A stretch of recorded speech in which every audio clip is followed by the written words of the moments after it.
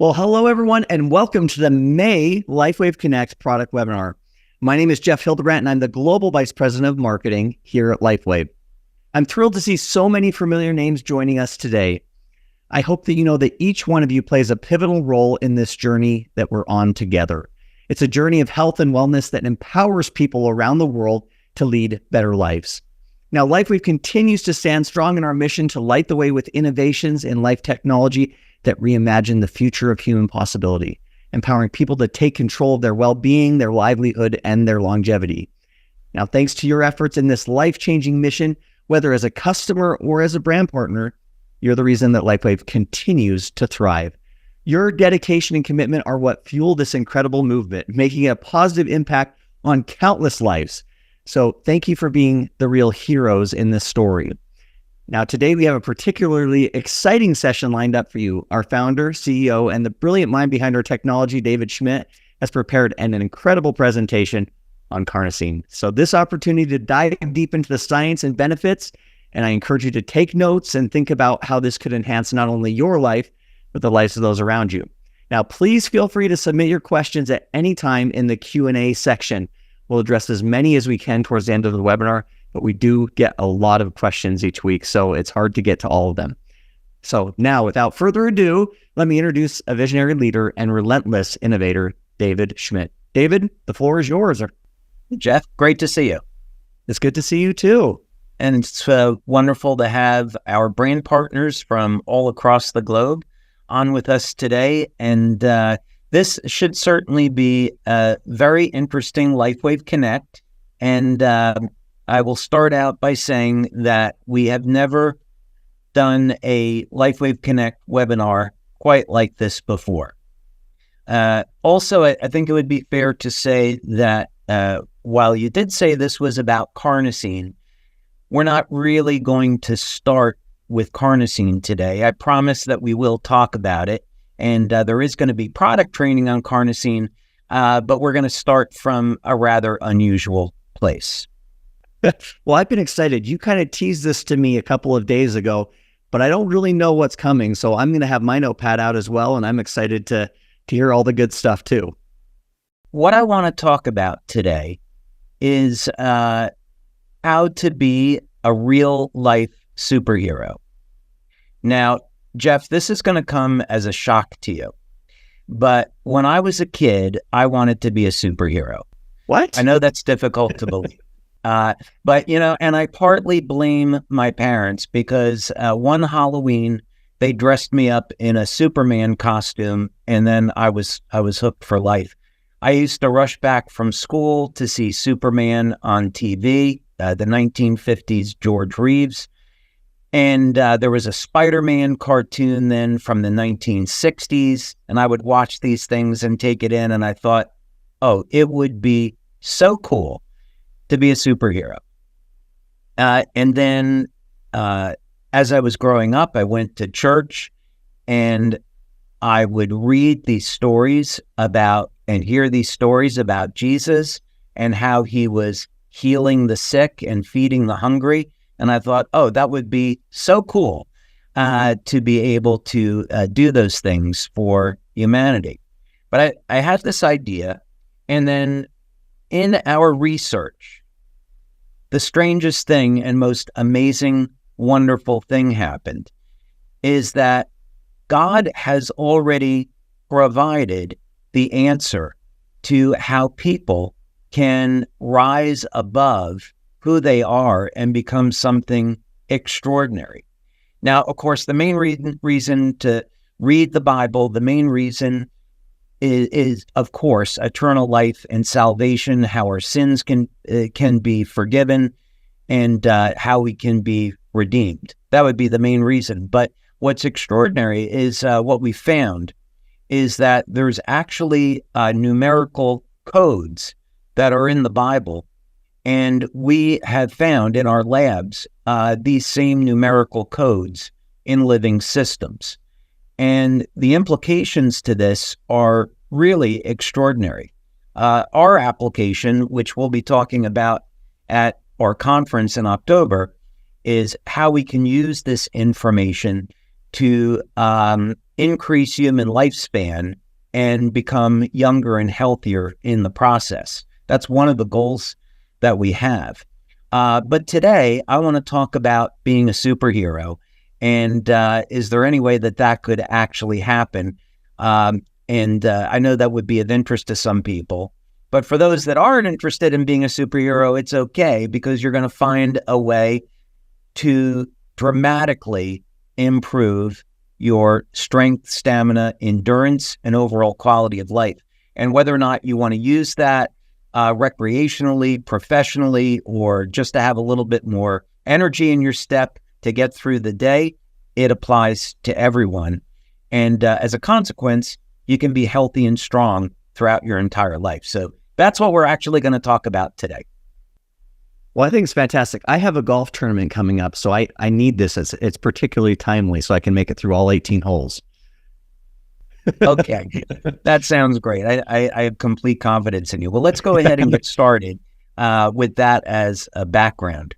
So first thing is, I'm going to show you a small excerpt from a presentation that I did in Florida not too long ago.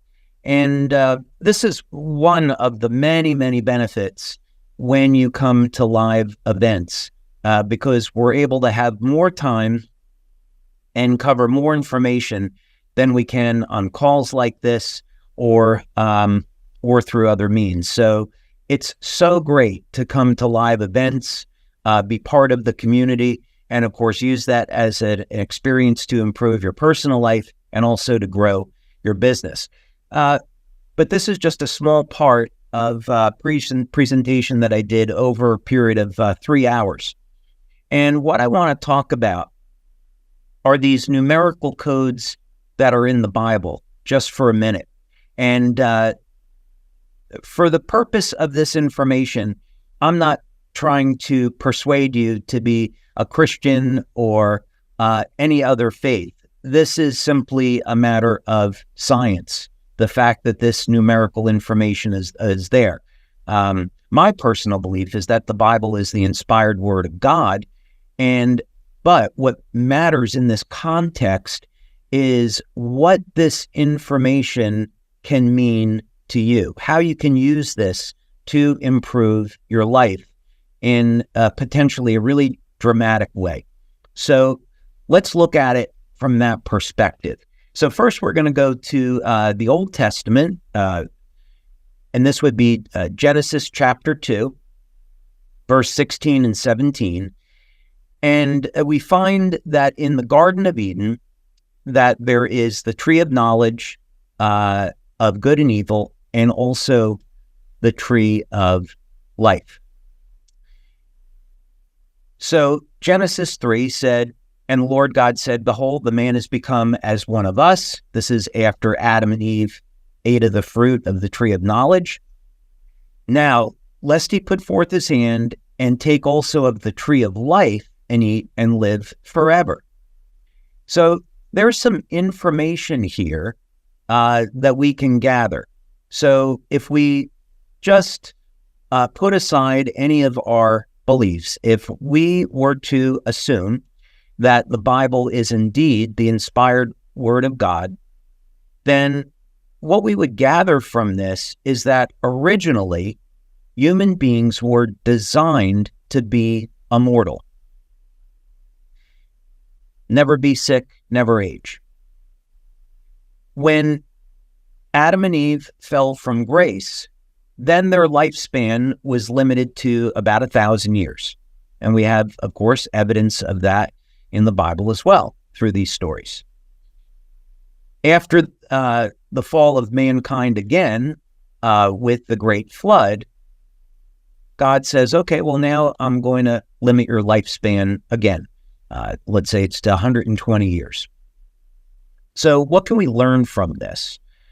Well, what I've been doing is looking at the book of Genesis in the original Hebrew, and then using a process known or something known as gematria, converting Hebrew over into numbers. So both Hebrew and Greek those letters and words can be converted over into numerical values. And there's a history behind this that we won't get into today. But what I wanted to focus in on was literally this phrase, tree of life. I'd have thought, well, maybe the answer to stopping aging could literally be found in this story about the tree of life. So we know that when Adam had a son, he was at 130 years of age. Adam died at the age of 930. And this, of course, is after the fall. So in Gematria, so here is the Hebrew alphabet, and you can see that each character, each letter is associated with a number.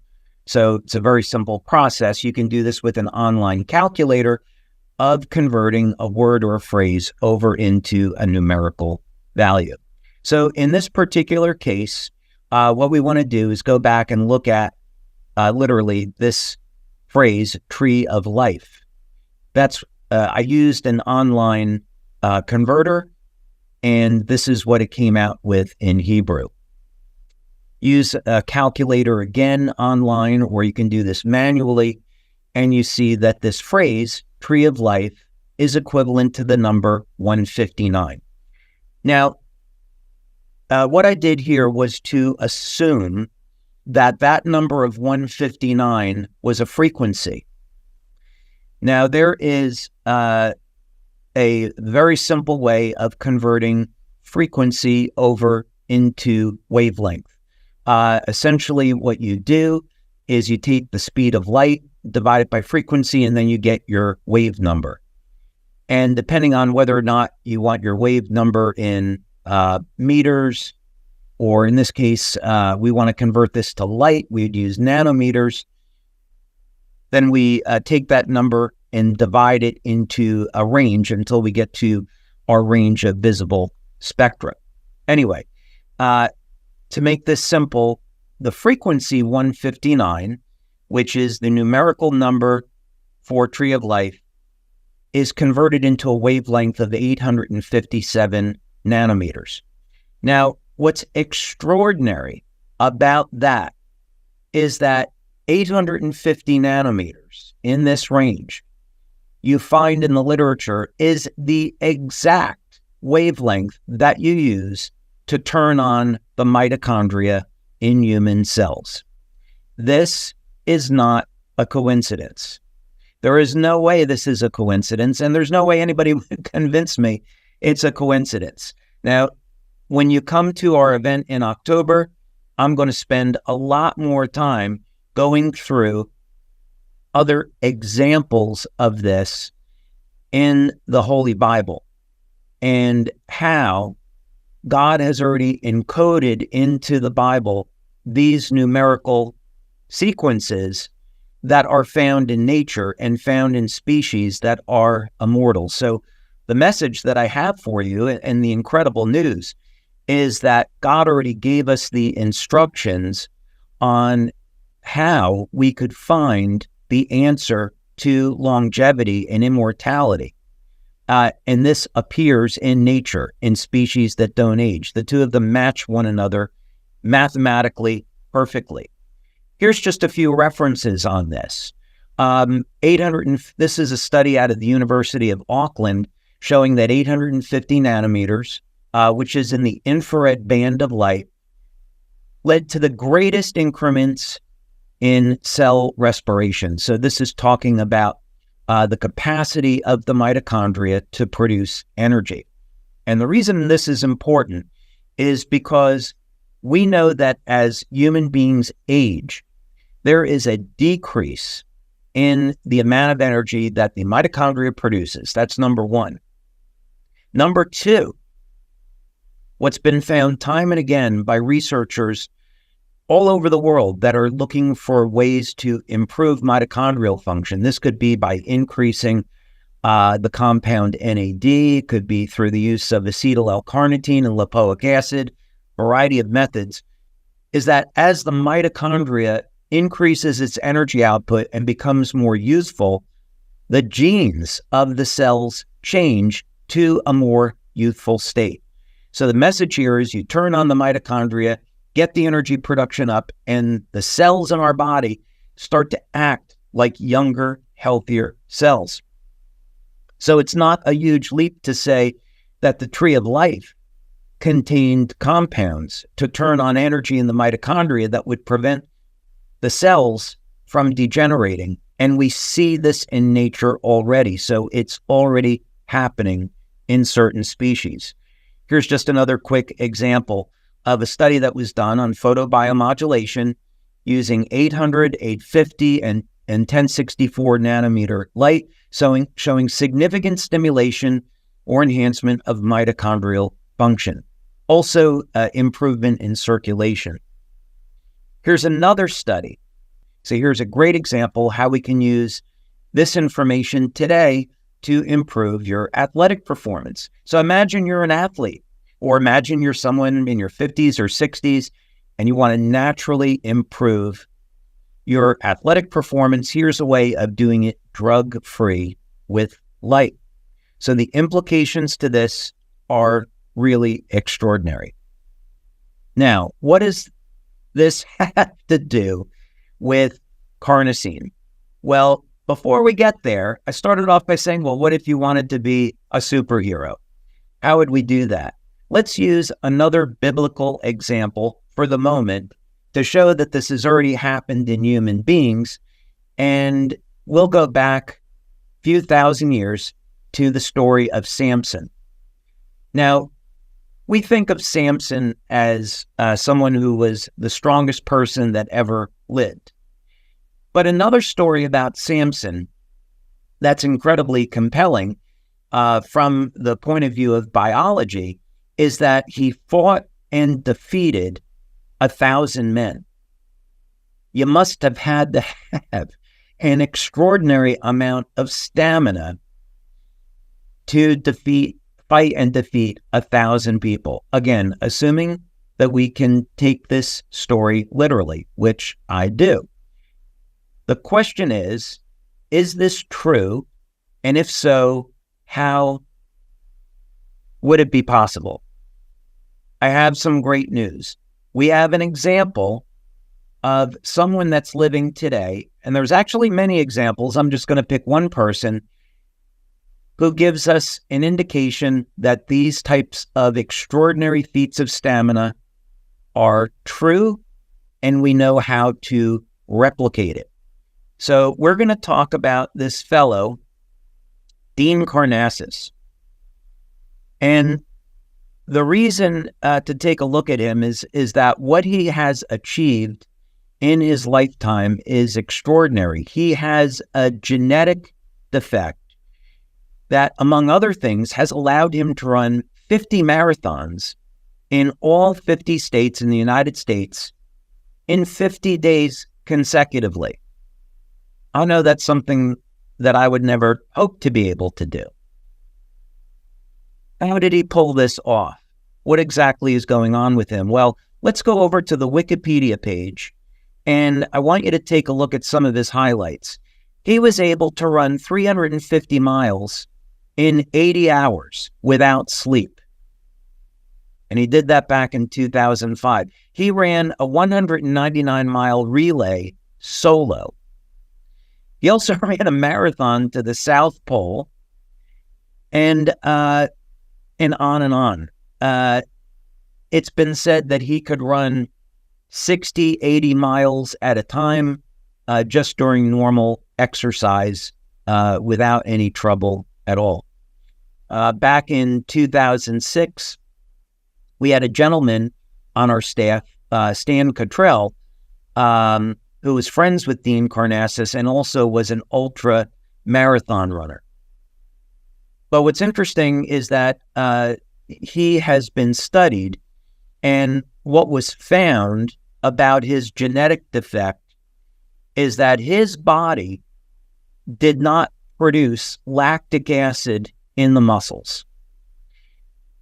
So what would happen is that normally when we exercise, our body is going to reach a point where we're going to shift from aerobic to anaerobic metabolism, and we're going to start to convert food over into energy. And as a result, we're going to get lactic acid that's being produced in the cell.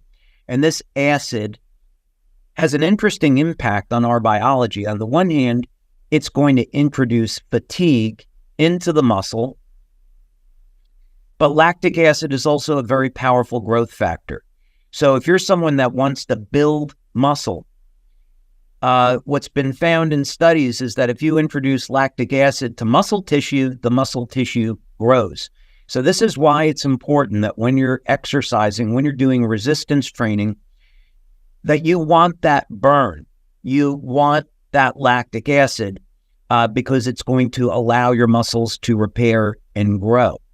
But in the case for endurance athletes, lactic acid is the enemy during an event because it will fatigue your muscle and limit your endurance. So here we have a real-world example of someone with true superhuman abilities in the area of stamina, and we understand the biological mechanism.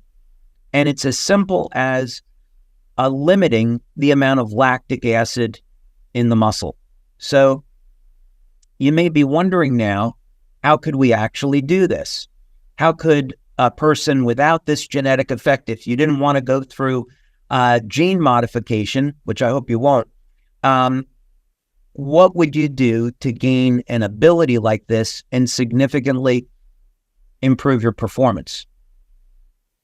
Another side to this is that we know that cancer cells reproduce anaerobically and they produce lactic acid. So when cancer patients have all of that soreness in their body, it's from lactic acid. So if we could have a way of managing lactic acid, then that would mean this could potentially be a very powerful therapy for people that have cancer. So how would we do that? Well, the good news is you probably already have this in your kitchen today, and it's inexpensive. And it's baking soda. So baking soda has been found to be a very powerful buffer of lactic acid. Let's take just a quick look at this link.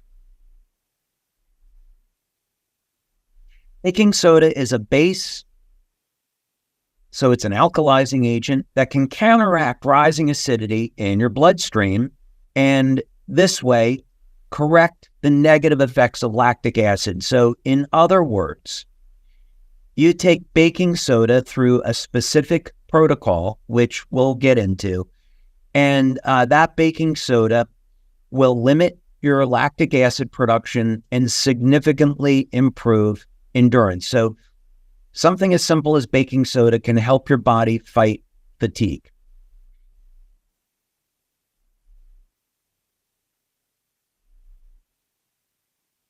So here would be a link that you can look up on exactly if you wanted to try this protocol, how you could use just something as simple as baking soda to improve athletic performance or to use it therapeutically.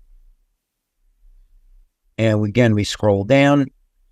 It's recommended to ingest baking soda a minimum of 60 minutes before exercise in a minimum volume of 500 mils of water.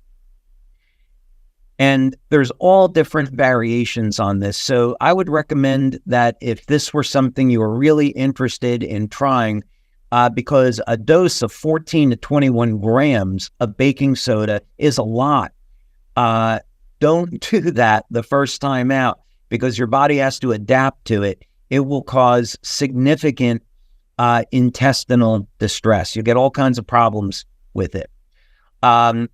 So I would recommend that you read up about this, start slowly, and then find out what works for you. Also, I am not a medical doctor.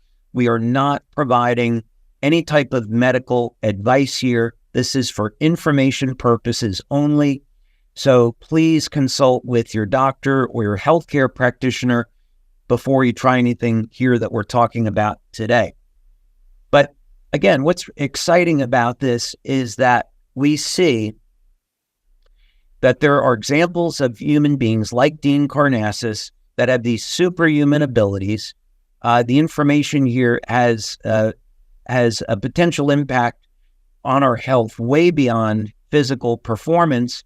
And this is something very simple, very inexpensive that anyone can afford and anyone can implement.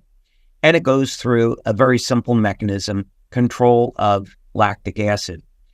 Well, here's the downside to this, is that you have to take a lot of baking soda. You have to plan it out over time.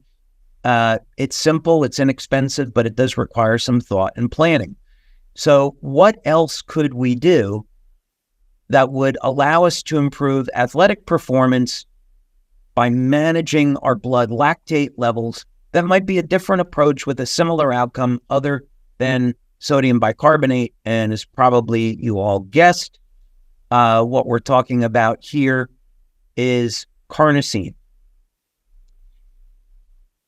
Now, first, I do want you to know that when we're talking about limiting blood lactate levels, whether or not it be with carnosine or baking soda, there are some good studies here to support this. Each study kind of comes with its own conclusion, but here's one study where it's saying supplementation with baking soda improves performance in muscular endurance activities. And this, of course, is over a variety of different activities, and in single and multi-bout exercise. And then here is another study. Oops, I skipped ahead. Let's try that again. Whoops. Let's try that one more time, Jeff. Here we go. Here is a study with beta-alanine, which is the precursor to carnosine, and exercise performance. So first thing about this is if this is something that you're interested in, then I'd recommend you look at your diet first to see about how you can optimize this effect. What that means is that if you have a diet that's high in dairy products, in red meat, you may be getting enough beta-alanine in your diet. Carnosine is made from the amino acids beta-alanine and histidine. And beta-alanine is found principally in red meat. It's not found to a great extent in vegetables and fruits. So if you're a vegetarian or a vegan, I would recommend that you supplement with beta-alanine. It's very inexpensive. You could take as little as 500 milligrams to 1,000 milligrams daily. Some people have a little bit of sensitivity to beta-alanine. Some people, you'll get a mild itch from taking it. This is just an improvement in blood flow. Some people may find that it's causes a little bit of discomfort, but that's rare. But start out with, let's say, 500 milligrams and see how you respond. But typically in performance supplements that are on the market, you might find 1,500 milligrams. So the dosing is considerably higher than that. But you need the beta-alanine in order to make carnosine. So when you're seeing beta-alanine being used in studies, this is for one of the purposes would be to increase carnosine. Now we know carnosine is found in the muscle. It's also found in the cardiac tissue, in the heart, and it's also found in the brain. So carnosine is incredibly powerful. If your goal is to improve athletic abilities, the other benefits you're going to get out of this is to support the health of your heart. And carnosine also acts as a nootropic. We did a study showing that use of the carnosine patch for 30 days improved cognition. So carnosine has many, many health benefits. The one, of course, we're focusing on here today is exercise performance. So here is a study where it's looking at the use of beta-alanine as a supplement to improve carnosine, and then use this to improve exercise performance. We'll take a look at another study, prospects of use of functional ingredient for functional food formulation. So I found this interesting, is that in this study, the researchers wanted to look at including beta-alanine or carnosine in a food and using that to improve athletic performance. So people are looking at this from a variety of different ways, but with the same outcome.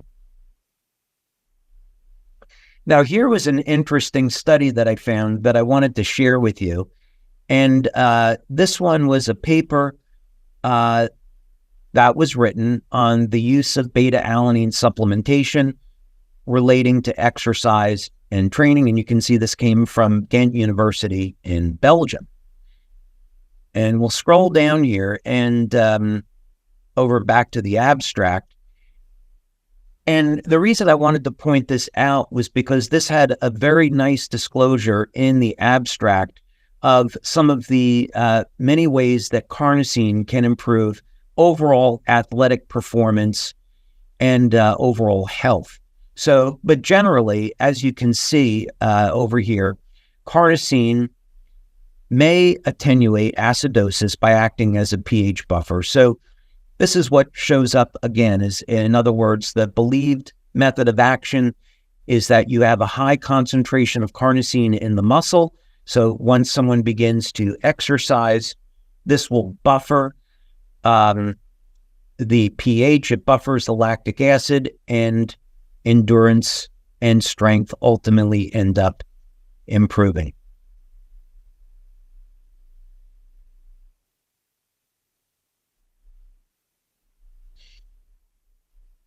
Now, what real-world applications might this have? Here's one that is interesting because rowing is certainly an incredibly difficult sport that involves athletes getting strength training and endurance training. And here was a study that was looking at the use of carnosine and beta-alanine in that role. So it can be concluded that there's a positive correlation between baseline muscle carnosine levels and rowing performance. So here this study was showing that, you take a beta-alanine or carnosine supplement, you increase the amount of carnosine in the muscle, and endurance improves in rowing. Now, what does this have to do with our patch? Well, we've done a number of studies. I wanted to point out two of them. This one goes back to 2011. You can find this study in your back office in our resource section, and you'll see we have our studies listed there. So you just scroll down over to carnosine, and you'll see that in this study, we wanted to look first, did the carnosine patch improve strength and endurance? So is that going to be a benefit that people get? And the results, you can read through the study if you like. The results demonstrate that the carnosine patch increases performance in a flexibility test and 12 different measures of strength and endurance. So we thank Lisa Tully for having performed that study. So Jeff, what this means to me is we have so many athletes today that are, unfortunately, they think they have to resort to anabolic steroids or other unsafe performance-enhancing drugs. And there's a way that is natural, whether or not it be through carnosine or sodium bicarbonate, natural, simple ways that they can improve strength and stamina and do it inexpensively and do it safely and do it in harmony with nature. And maybe even like Dean Karnazes, get some superhero-like results. So that would be my message today. That's just incredible. I mean, the distance that he can run without without any issues is mind-boggling. So, David, a couple of questions have come in. So, one thing that I think I would really love to hear, especially with it being the 20-year anniversary, I know that each patch that you develop and work on kind of has a story. Is there a story behind Carnosine and the development of that patch and how it came to be? Yeah, absolutely. So looking back in time in 2005, and David Jumper will remember this because he was actually in our office, and I said, well, David, I have a new patch here. Would you like to try it? And he tried it, and he got an effect right away. And that was actually the glutathione patch. And what had happened was we were at market with Energy Enhancer, LifeWave, Silent Nights. And I started thinking, I wonder if we can use the technology to synthesize peptides. And glutathione was the first one that I tried. And of course, that was successful. And we had just gotten back our blood test, a urine test. And we saw that the patch was doing what it was designed to do. So from that, I thought, okay, well, if it elevates glutathione, what other peptides might we want to look at with this technology? So I began to do some research, and I came across a study that was done on carnosine that really got my attention. And then later on, as we began to set up clinical studies to show what would be the benefits, we started looking at things like exercise performance and cognition. Very cool. We have several questions in the chat kind of related to carnosine in general and the impact on eyesight. Are there any studies around carnosine and eye health? Are many studies on that. We don't make any claims because carnosine is used medicinally in the form of eye drops. So what I would suggest is that if someone has a serious medical condition concerning their eyes, that they should speak with a healthcare practitioner about using carnosine eye drops. And that has been shown to be safe and effective in treating a number of medical conditions. It's nothing we've studied, so we don't have any idea whether or not carnosine patch would be useful for that application. But certainly, carnosine is found naturally in tears, and glutathione is as well. Glutathione definitely helps support the health and the function of the eyes. But for medical side of it, if I had an issue with my eyes, I would be speaking with my doctor about carnosine drops. I'll put it that way. Oh, very nice. Okay, so there's some just really basic questions on carnosine around, what's the best time to wear carnosine? What are the best patch placements for carnosine? I'm wondering if you could speak on that for a minute. This is a really interesting question because originally when we came out with carnosine, it was intended to be used during the day, and it would pair wonderfully with X39. So as an example, someone could use X39 behind the neck and carnosine below the belly button. And now you have a great combination for supporting strength, stamina, recovery, and overall health and wellness. So it's a very, very powerful combination. Now, as we began to release more patches, people began to experiment with the use of carnosine in the evening. And what some people find is that their dreams become very intense if they wear the carnosine patch at night. My personal experience is that my body is asleep, but my mind feels very awake when I wear the carnosine patch in the evening. So that wouldn't be my first choice. I typically use carnosine during the day. So I think what I would say is some people really like using it at night, and so it can be experimented with that way. Oh, very good. Yeah. So actually it related to that. One individual said, that for them in particular, carnosine makes them sleepy. Is that a known effect of carnosine, or is that something unique? No, carnosine. Well, I would say that what we have found pretty consistent with our patches is that they generally tend to produce a relaxation response in the nervous system. And we have seen that especially with Eon. So if someone was looking to reduce stress, Eon would be the go-to. But I would say that carnosine, the use of the carnosine patch, does tend to produce relaxation. So if somebody wanted to use it that way, they could. Very good. And not necessarily, again, associated with our patch, because we don't make medical claims or things like that. But in general, is there effect of carnosine on telomere lengthening? Are there any studies linking those two things together? So we haven't studied, what I would say is that we've done research on not a product that we don't sell on lengthening telomeres. And the reason why we don't sell it is because the FDA would probably regulate it as a drug, and that means we would have to take it through the drug process. So we elected not to do that. But we did, in fact, do 2 studies with Dr. Norm Shealy. And a big thank you to Dr. Shealy. Has just been absolutely wonderful and a privilege to work with him for so many years. We did, in fact, do 2 studies where we did show that there was a way to lengthen telomeres with light. So we may come out with that at some point. Now, telomere lengthening, preservation of telomeres is an incredibly important part of solving the problem of human aging, but it's certainly not the only component. There's several other components.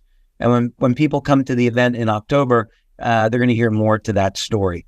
But that certainly has been an area of interest of ours. We have studied it, and we have found some solutions using light to lengthen telomeres. Very good. There's an individual asking, is there anything around, can they wear 2 YH patches at the same time, not wear 2 YH patches at the same time? Meaning glutathione, carnosine, or Eon? We did a study with 2 medical doctors in Australia. We're actually in that study. Individuals were using glutathione, carnosine, and Eon at the same time, and they actually found a beneficial effect on the health. So we don't see any evidence that you couldn't do it. And in fact, using glutathione, carnosine, or carnosine Eon together should be perfectly fine. Very good. So I think you talked a little about this, but in some cases, a supplement of carnosine might cause gastrointestinal discomfort, bloating, gas, those things. Have you seen any of that in the studies with the carnosine patch? Actually, I was referring to baking soda. So you also see these effects with some amino acids. So, for example, the amino acid ornithine, the amino acid arginine. If you take too much of that, like let's say doses of 5 grams, that can cause very severe gastrointestinal issues. Let people figure out what that is. But with beta-alanine, the issue is more of a flushing of the skin. And this would occur, let's say, with dosing of maybe 800 to 1,000 milligrams. It doesn't affect everyone, but it will affect some people. So that's why I'd recommend starting maybe with 500 milligrams. And if someone tolerates that well, then they could move on to a higher dose. Very good. Yep. Now, in some of the instructions for use, it talks about wearing carnosine, 1 to 3 days per week. Is there a particular reason on that? Can you speak to that a little bit? Well, when we came out with the carnosine patch, we didn't have a broad line of products. So we would, in our studies, look at the use of the carnosine patch 5 to 7 days per week. Now, glutathione has a very short half-life. It's of about 7 minutes. So that means if someone were to get an IV of glutathione, that glutathione goes in and out of the body in about an hour. With carnosine, it tends to stay in the body longer. So we recommended that if people were not exercising, maybe 3 days, 5 days a week is fine. if you're exercising maybe a little bit more often. But now, because we have the X39 patch, which shows some of the similar benefits to carnosine, although very clearly different, that we'd recommend that if people are using X49, maybe they don't need to use carnosine as often. So this is something for individuals to experiment with. We currently don't have a study comparing X49 to carnosine. It's one of those things that's on our to-do list. Oh, very good. All right, someone's asking just a general question on, now that we have expanded the patch line and there are multiple options, is there a recommended number of patches that you would say that someone should be wearing at one time, with the full line? Yeah, I would say that it would be for someone that is new to LifeWave, I would recommend starting slow, maybe just 1 or 2 patches, depending on what it is they're trying to do. And also, each person's situation is going to be different. So it really depends on a person's circumstances. For overall health, you don't really need to go crazy with these things. So my typical protocol, as an example, would be X39 behind the neck, X49 below the belly button, and then a set of energy patches, which I move to different locations on the body. That would be very typical for me. And then I'm always experimenting with different patches for use in the evening, although Eon is mostly my go-to. So you don't have to, have 10 patches on your body. It's not necessary, don't complicate it. And you don't need to use multiple patches of the same product most of the time. 1 X39, for example, 1 carnosine. That's what we use in our studies, and that's what we find is effective. Oh, very good.